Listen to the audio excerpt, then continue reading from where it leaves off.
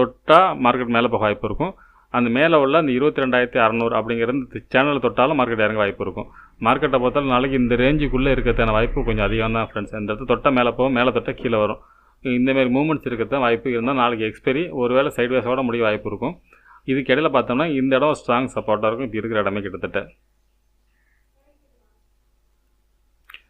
22,434ங்கிறது strong support தான்.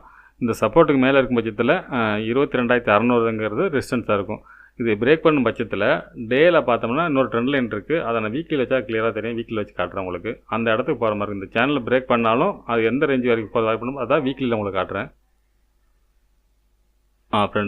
Friends இது weekly chart வச்சுருக்கேன். இது கொஞ்சம் குழப்பமாக இருக்கணும் இந்த இடத்துல. நான் சும்மா போகிற அந்த கோடை மாற்றினா உங்களுக்கு தெரியும் புரியும். இப்போ இந்த ஹை ரெண்டையும் கனெக்ட் பண்ணோம்னா மார்க்கெட்டை பொறுத்தளவுக்கு இந்த ட்ரெண்ட் லைன் வருது. இப்போ நான் அதை அப்படியே வந்து ஒரு 1 ஹவராக மாற்றுறேன், இல்லை டேவாக மாற்றுறேன். கிளியராக உங்களுக்கு தெரியும் என்னன்ட்டு.